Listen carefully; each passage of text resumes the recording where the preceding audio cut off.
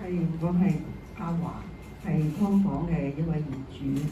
咁其實我真係唔係好忍心要趕啲租客嘅。咁如果我要還完一間屋咧，咁我需要嘅費用都好高昂，同埋花好多精神。咁我有一個租客咧，就住咗我一個房咧，係8年嘅。咁由2000蚊租到佢走嘅時候，都係2300蚊嘅啫。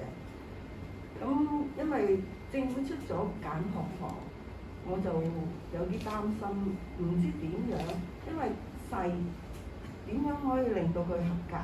我唯一令到佢合格就係要拆咗佢。咁呢個拆咗佢之後，我原本有3間，咁就變成2間先至為之合格。咁我又喺度諗，變咗做2間，咁即係有1間嗰個租客就要搬走。咁我覺得即係要趕一個要出街，即係有一家人就要出街。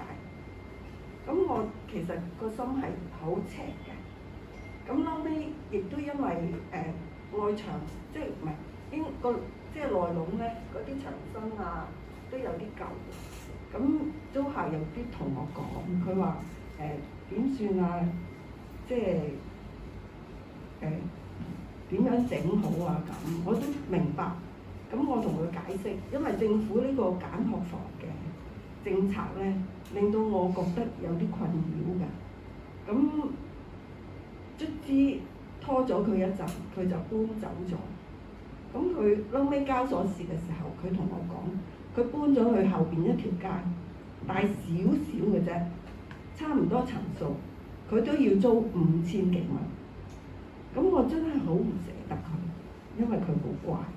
佢嚟香港係賺錢，佢唔係諗住嚟住豪宅，佢係賺咗錢翻去改善生活嘅。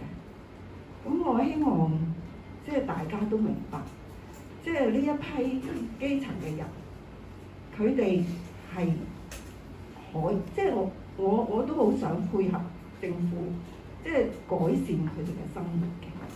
但係佢呢個政策咧，係令到好多人，甚至我哋業主係困擾嘅。80尺一個房咧，即係80尺一個房咧，嗰個標準咧係可唔可以定低啲咧？咁係啦，咁我就希望即係政府都會了解下我哋業主嘅難處，同埋我哋個成本係好高㗎。如果要做個牆身油油啊，做個啲水電啊拆晒啊，咁一個房你諗下5萬蚊係都好問水，冇乜可能。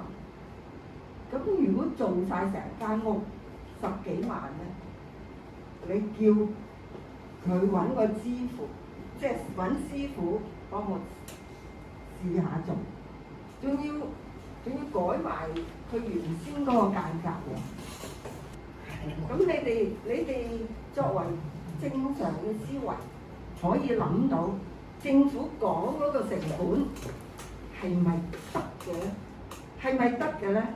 我好想問下，真係不如幫我改咧。係啊，如果係咁，好啦，就算你肯幫我改啊，你坊間有咁多師傅一齊做到咩？